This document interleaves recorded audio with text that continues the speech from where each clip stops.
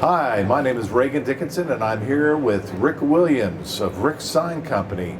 We're in Irving, Texas today for Graphics Pro Expo. So happy to have Rick, who's a veteran in the sign industry, someone that we call the sign-making sage. No, you call me that, do you? Yeah, sure, yeah. Don't tell my wife. No, I'd never do that. So the sign-making sage of Longview, Texas. Rick has been in business in the sign industry since 1973, is that correct? I'd be about right. Okay. 73. And Rick has written literally, not figuratively, hundreds of articles for Sign Business Magazine, which was then Sign and Digital Graphics, which is now Graphics Pro Magazine. Rick is a regular columnist. He writes a how-to column called Shop Talk, and he writes kind of the wit and wisdom and the joys and pains of being in the sign business, and a column called In the Trenches. In the trenches. So, without further ado, let's talk to Rick about what's going on in his life and business. And one of the things that you and I discussed before was what you call growing sideways. Do you want to tell me a little bit more about growing sideways? Yeah, I'd be happy to. Well, I started a very small sign shop. Can't get any smaller when it's a one-man shop. Right. And I was 19 years old. And Yeah. but that grew to 4 or 5 people, and it's kind of stayed at that size. But my sons and I had other plans a few years ago, and we saw opportunities kind of to this side and that side. We were struggling to get our powder coating done because we make oil field sign frames, make water jet cut letters, and have them powder coated. We couldn't get anything done. Okay, so you were farming that out before the powder farming coating. that out. Yeah. And so what is it about? And this brings up, I think a lot of people run into that situation where they're at that point where they're farming it out so much that they say to themselves, why am I not doing this myself? Right. And so...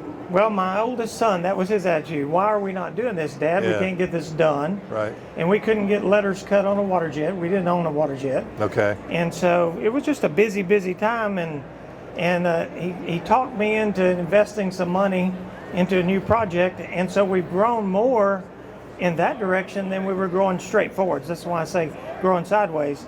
And we thought we would do a lot of maybe subcontracting to other sign companies.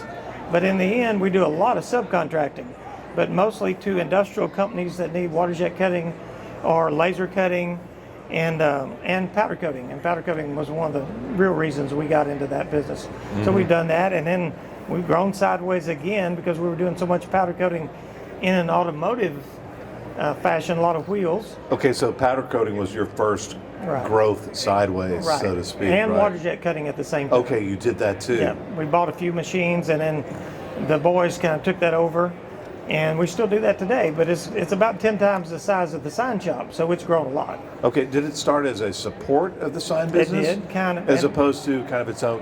What I'm hearing, what I'm understanding, and we'll get to this, is that they're really their own entities and not necessarily associated with the sign business, though you might take projects over there. Right, exactly right. And we do some work for other sign companies, and I'll go over on a weekend or at night, and I'll run a water jet, and I'll cut plate metal letters out, and I've got a guy over there that on his own time we'll work together and do our own powder coating. But it mostly has evolved into an industrial services company. Okay. But it came from the sign shop because the motivation was we can get our powder coating done, we'll do powder coating. And then we found out a lot of industrial companies need powder coating, as a subcontract basis, and so we're doing that. And then we also can cut things, and that's good for the sign business too, because if we have a set of plate metal letters or anything needs to be cut, at this point we can cut it on a router, CNC router, a laser, or water jet.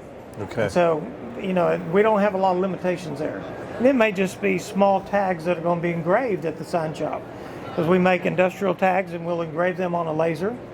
So at this point in time, we have a Trotec laser that you see out here on the floor, and that's a small laser, but then we have a metal cutting laser that is made by Trump, and it's a lot bigger machine, and we can cut things out that way. Okay. So it's interesting that the big laser can't do what the small laser can. Yeah. But the small laser can do engraving, and the big laser would just cut right through something. So that gives us a lot of capacity that we never expected we'd have, but we have it now. That's what I call growing sideways. Growing in the straight direction would be more sign work, maybe bigger projects or Mic maybe closer. subcontracting to other sign companies or something. But we've actually gone different directions. Bring your mic a little bit closer. Sir? A little closer? Yeah, yeah. Sorry. Yeah, no, that's okay. All right. Yeah. Okay. So, how long ago was the first growth sideways? When was that about? Let me start that in 2009, January of 2009, which later I found out was the worst month to start a new company since the Great Depression. And I actually read that. I said, how do we time that way? Right. That January of 09, that's the worst month. And we probably lost $150,000 and then bottomed out and started up. And so at this point, that company is 10 times bigger than the sign shop. Really? But for a while, the sign crew was going over and doing that work at night. Okay. So it's been an interesting evolution and a good one, too. Yeah. And then what was the second growth sideways was about when? Well, that would have been about 5 years ago. We started an automotive business because of the powder coating connection to powder coating automotive parts, primarily wheels. People like custom wheels. They want them powder coated. We could do powder coating for letters or signs or industrial parts, but we're actually doing a lot of wheels. And so my son got the idea when we had a building vacant next door across from the sign shop. We go in the automotive business, so we have a kind of a tire and customizing shop next door, and they also do regular automotive work too. So, but it's all family stuff. So my sons and I own most of it. We have a partner that runs it, and that's good. So a sign shop might go into maybe sublimation or engraving or trophy work or screen printing T-shirts. In our case, we just grew kind of in a different direction, and it involves a lot of big equipment and things. But it was a good move for us. Right, and it was more of an industrial applications. It turned out that way. Well, it's kind of fit your business though, as a commercial sign shop doing commercial sign shop. what I would call industrial type work. You know, that's because the full disclosure, I actually worked at Rick's shop for about 3 days. Back Forgot about that. You did. It was about 19. Didn't take me long to fire you, did it? No, I was didn't think gone. so. It was just so quick. Yeah. Yeah. So That's my shortest hire, actually. But, it was an interesting experiment. it was very interesting. Yeah. So that was about 1996, and I remember, one of your primary processes at that time was screen printing. Yeah, yep. We still do screen printing. Right. Yeah. Yeah. Because And we're the only sign shop in our part of the country that does screen printing still in-house. Right. But that goes along with oil field signs. At one time was half of our work. The oil field in East Texas has not been that great, but we still do pipeline signs and things that are duplicated like that, and they're screen printed. And I'm generally the screen printer, so some things never change. So, during that process of growing sideways and opening these other businesses that did have, at that time, a connection to your sign they business. did. Yeah, absolutely, They right? definitely There did. was some relation there, but now they're not so much related. Yeah. I'm wondering, particularly you mentioned you started that one business at the worst time you could possibly start a business. What did you learn from that experience? If you were to start growing sideways again, what were some of the pitfalls of doing that? Well, and what were some of the things that you did right as you grew sideways into other businesses? Well, the main thing we did right is we worked our rear ends off. And so no matter how many hours a day it took, the fact that we couldn't afford to hire employees at the time, we just work into the night or whatever. We'd work at the sign shop in the daytime and then go over there and work at night at WPC Services. But really, having started now 2 or 3 companies and being involved in MBM when it first started, and Bob and I are really, really good friends. Yeah. Someone started a new company, you got to have some intestinal fortitude, that's for sure. But when you're doing your calculations, you want to say, this is my short version, whatever you come up with and what you think it's going to cost, how long it's going to take, how much work it's going to be, triple that, take a hard look at it, and if you still think you want to go forward, go forward. But that's how I would assess it, is you come up with the best plan you can, give your banker your business plan, and then triple the cost, the amount of effort, and how long it'll take to become profitable. And if you can live with that, then go. If you can't live with that, I'd probably leave it alone or go part-time and go slow. Yeah. Triple, huh? Yeah, triple. So that's based on your experience with it, right? Yeah. Now the automotive business was an exception to that because our partner that we hired, who does a lot of powder coat wheels and stuff, he was working at another place in town, and he had a big following, and he really knew what he was doing. So that was a lot quicker. It probably took a couple of years to get well into the black, but that was pretty good. Yeah. So, but for us, it was a lot harder. And the sign shop, another way to do it, and some of these guys on Shark Tank will tell you, start small. I mean, you can't start smaller than a one-man sign shop. And back in that day, in 1973, as you said, 74 was really the official year. Everything was done by hand. Now, other than a bandsaw and a table saw and a little welding machine, that was all the machinery we had. Air compressor, spray gun. Okay. So everything done by hand. But we started small and just kind of moved up one decade at a time. It wasn't quick. Yeah. But we always made a good living. That's where I make my living in the sign business to this day. And that really helped me when we started another company. The other company did not have to pay my living, didn't have to pay my health care, didn't have to pay anything to the guy that owned the bulk of it, because I still make my money making signs today. Yeah. Well, I was yesterday. Today I'm here talking to you. But other than that. Sorry about that. Yeah, there you go. Yeah. Well, I'll send you a bill. Yeah, I will, I can invoice you when I get back. I'll declare bankruptcy right after that. Okay, thank you. Yeah. No, I work pretty cheap. That's all right. Goodness, were there things that you felt like you did wrong? In the sign business? No, not necessarily the sign business, but we're still talking about We've growing. done a lot of things wrong, yes, sir. Well, actually, I'm talking specifically about growing sideways Yeah. during that process. Were there things where you said, I won't do that again because Yeah. Well, it's interesting you asked that question, because the one thing we did wrong is I thought when we could buy a water jet that could cut plate metal letters and cut anything, Yeah. and we had our own powder coating shop, we'd be doing work for other sign shops, and we advertised some and try to solicit wholesale work to sign shop. But you know what I found out?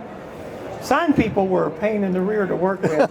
They'd send me something on a napkin, and I'm supposed to estimate from that, and Yeah. it'd drive me crazy, and I would bid on 14 things and get 2 of them, Yeah. And as it evolved, now we did some of that, but as it evolved, our local industrial customers became our better customers. Yeah. And we quit advertising, and that's silly. I'm a sign guy, but the least fun customers I had to deal with were sign guys. I don't know why. That's just how it worked out. Yeah. So, and that's how it is today. We No, do a maybe little of it's- that, but not yeah, much. maybe it's that wholesale business as a whole, if you Yeah. will. Right. Yeah, maybe not wholesale. That's right. So what is it that you learned from your sign business that helped you start a new business? Oh, I tell you what. One thing, when I started the company years ago, and I would say it's back when I was young and good looking, and I was like 20 years old, 19 years old. Yeah. My attitude was, what could possibly go wrong? I bought an old crane truck, and it was old, but hey, someone was using it, so I'll put it to work. Yeah. I didn't inspect it, I didn't repair it, I didn't do anything to it, and I nearly got myself killed with it at least once or twice. And other things like that. Like used to, we'd go out and just dig a hole in the ground and assume we weren't going to dig up a pipeline. And now I wouldn't consider doing the dumb things, because what could possibly go wrong? Well, one day I had a hole, 2 big holes I was supposed to dig. My son and I took a tractor, because they're big holes, went over there in a place in Marshall, Texas, and the boss of the company said, we've had this cleared by dig test. There's nothing out here. You dig your holes here. And I was just about to go down with an auger on a tractor, and a truck driver flew through there and saw what we were doing. He said, if I was you, I would not dig right there. And I thought, what? This guy have X-ray vision? Is he Superman? I've never met Superman before. Yeah. But he literally said, if I was you, I would not dig right there. And I said, well, your boss said this was cleared by dig tests. And so I said, I'll dig it by hand, because this is where he told me to dig it. 6 inches, I hit the pipeline. And the guy remembered when they dug the trench years before, and was pretty accurate. In fact, he was accurate within an inch of where that was, even though his boss had forgot all about it. So I would always get, underground utilities marked. If I bought an old piece of equipment, I'm going to inspect it. I'm going to replace old cables. I'm going to check the hydraulics, whatever you do. I mean, nowadays, I wouldn't consider doing the things I did when I was 20 or 25 or 30. And I had that attitude of, what could possibly go wrong? And by the way, when that crane truck failed, and it did fail with me on it, out on the end, and this is not a bucket truck. You walked out there like a fireman, and I'm on the end of that crane. And luckily, when it failed and fell, I was almost leaned up against a building, and it fell 6 inches, hit the building, and I'm like, what just happened? And I realized, oh, the crane just failed with me on it, and the building just saved my life. And like that truck driver who says, don't dig that hole right there. I'm like, dear Lord, did you send him here at this exact moment? Maybe you did, because this is not making any sense. And then, did you allow this to fail when I'm up against a building and not out here 30 feet off the ground? And I've never been hurt on a job. Well, not seriously. Right. Anyway. Yeah. I don't want to lie about it, but not seriously. But I have changed my attitude. So those types of attitudes, they need to go away. You know, you do your homework. And Well, so it sounds like is when you were younger, maybe you weren't so detailed about stuff, right? I would You didn't think look into it. You didn't. No. You know, like Latana and I were discussing this morning about, you know, when you're looking at new equipment, for example, she talked about research. And so maybe that's part of what we're talking about here is Oh, yes. mind your Oh, yes. details, Oh, and yes. you got to pay attention to everything. Like That's you right. said, Right. you can't expect nothing's Yeah. going to go wrong. And that's a good point for a trade show, because that's why people are here. Do your research, do your homework, do it twice over. And we learned that lesson before we made big mistakes, because the biggest machine we've ever bought cost $600,000. And that's the biggest. Now, I've only done that one time, and that was a big laser that has a kind of like an automatic feeder and all that. And that's in WPC, not at the sign shop. Sign shop couldn't begin to touch that. But we did a lot of homework to try to figure out, because there are 10 companies that make that machine. So we traveled, we went to trade shows, we talked to representatives, we did our homework. When we bought our first water jet, it was $200,000. That's still huge. I can't afford to lose $200,000. That'll bankrupt us. And so we would call other water jet companies, you know, from Oklahoma, maybe up in or over in California, up in New Jersey, wherever, because they're not our competition. And they would tell us, yes, that machine is reliable, or it's not reliable, or the software is good, or the software is bad, or whatever. And we did homework for 6 months on that. So yes, you do your homework and you check twice. And you know, in the sign business, we bought a Trotec laser, you know, engraving laser and everything, and it's a good machine. We've had enough that we've had to replace the laser tube and all that. But we did our homework on that too, and other things. You want to do the homework first. You'll pay the price if you don't. Right. And so what it sounds like to me too is, and correct me if I go astray here, All right. is I can fire you again, you know. there's always that looming over my Yeah, head. that's I right. totally agree. Yeah. So, like with the new businesses, you already had, you know, when you make a business plan, I think that you're projecting to some degree, right? You're saying, I'm going to buy this $200,000, $600,000, whatever the cost is of that particular Right. equipment. Yeah. And you're going to say, you have to project and say, with some confidence, I'm going to be able to pay for this machine somewhere down the road. Oh, yeah. So, but, you know, I think it's one thing to start that business and say, I've got to go find that business, as opposed to, it sounded like you already had some of that business, right? We had very you were little. You were feeding it through the sign shop Yeah. to begin with. I mean, were you kind of counting on it as a foundation, or how did you go get the business that you needed to really get it ramped up and to where it is now? Because, you know, they've got 25 employees over there. That's It's not about a 10 small times thing. bigger than the sign business. But one thing that gets in the way is you can't see the big picture, because 2009 was a crash. Sure. So we'd been planning this 3 or 4 years, and then we'd do it at the crash. So you can't see that. But you just have to adjust, because we thought we'd do a lot of wholesale work for other sign guys. Right, It yeah. turned out that's not what we do. But we have more business than we expected, but it's not that business. So you just adjust, and like, because we were doing a lot of metal cutting, we had customers say, can you do metal forming, which would be a press brake and things like that. So we would eventually buy that, learn how to do that. But in the sign business, we bought some equipment too, but not high dollar. But right here at the trade show, you can look at sign equipment that cost $100,000 or more, flatbed printers and things, and there's a lot of competition for that. So if I was buying a big flatbed printer, I'd talk to every one of them, and then I would talk to their customers. You don't talk just to the manufacturer. You don't just talk to the sales guys. You say, tell me some of your customers. You get on the phone and find some and say, you know, how's that machine working for you, and how reliable is it? And what's the learning curve? Because every technology you take on first has a learning curve. Well, some companies' software is better than other companies' software, and the learning curve is shorter, or they have better training, or whatever it is, and it's up to you to find that out. Like the water jet, when we bought it, well, the company we bought it from, and right now I'm trying to think of the name of it, which is silly. They wrote their own software, and it was good software. And so a lot of other companies, if you wanted a second set of software, you had to buy the software. And it might be $6,000 a package. So we found out we could get package after package of our software and for free. And that was a big deal. That probably saved us $30,000 or $40,000. So you want to look into those types of things and do your homework. Have to. Yeah, and I don't want to put this in a way that makes you feel old, but you've been around. And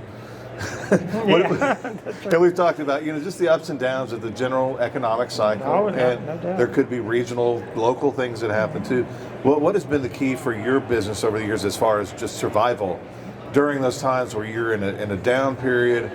Because I'm sure you've seen those too, where maybe even you question, are we going to survive? So what are the keys to survival as you look back on that time? Well, one interesting thing about that is the sign business has never suffered as bad as our other businesses, and really WPC suffered the first 2 or 3 years, but the sign business always seems to go down a little and kind of level out, and we would never have to lay off anybody. We never gave anybody cut and pay. Amanda, you work for us, and that was true. We never laid off anybody. And the downturns or the upturns, for some reason for us where we are, it was more consistent. At least it didn't suffer a great deal. And I would have my family working there too. At one time, several members of my family worked there. We would just, maybe hustle a little more. But people, one thing, when things take a downturn, people advertise a little more. So you might be doing more banners, you might be doing more storefront signs because they need the exposure. And so it's kind of helped us that the sign business is pretty resilient. Other businesses, I don't think they're as resilient, but they'll always come back if you can just tough it out, but you may have to work really hard at it. I have to ask this question because it's on everybody's mind right now. Yeah. How are you seeing supply chain issues in your business? Okay. Are we seeing I've got one of my suppliers out here in the audience. Supply chain issues and also cost increases of a significant amount. Yeah. So I'm having to keep my eye on that because I've been in business so long, I forget that you can't charge what you charged 10 years ago. And at this day and time, you can't charge what you charged 2 years ago because you won't make any money.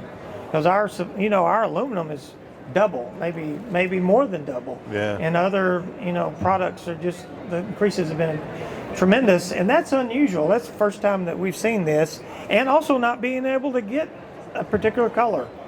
Well, I had jobs, we needed some yellow aluminum, caution yellow aluminum I said that pretty fast, aluminum for some pipeline signs that needed to go out in the field for a pipeline company. There is no yellow aluminum. How am I going to print them? And we were starting to consider having to print yellow on black and do a reverse and come up with the signs. And we could have done it that way. And at the last minute, the yellow showed up. Uh-huh. But that's the first time in 40 years we've ever seen that. That's highly unusual. Yeah. So, yeah, we've seen all that. Well, how have you been dealing with it? Have you found an effective way or some? Well, and that Any was answers? Well, you shop around, and mostly you just, if you can't make a particular sign out of a material because it's not available, you may change what you're going to make it out of. Yeah. Which we'll do that too. Some of my favorite jobs personally are cutout letters, and I like big, simple cutout letters. They're easy to install, and I'll install them myself. Well, they might be cut on a CNC router or cut on a water jet, just an aluminum laminate. But sometimes right now the color might not be available. Yeah, right. But, then you'd have to do something else. But I could buy maybe mill finish aluminum and powder coat it, and I'll get the color. So one way or another, you'll adjust. You have to. Okay, well, one of the things that earlier that you and I were talking about that I'd like to know about is your craziest projects. Well, I told you that the craziest ones are the ones I nearly get killed on. I told you two of those, and those are two of the close calls. I forgot we were going to get around the crazy job. I'm trying to think what would actually be a crazy job. I have customers who drive me crazy, for sure, but we'll have things. This is typical, and this is a tough thing about the sign business. Like last summer, I had a call from a nonprofit, and I knew that person well who was placing the order, and they had some logos they wanted on a banner, and there was several. well, if you got 12 logos, only 3 or 4 of them going to be good enough to use. Sure. And so I start dealing with this. And I had this banner and I already gave them a price of like $145. Well, that banner changed every day for a week. Even once they approved it, and then they would call back, so no, we need to add this advertiser or whatever.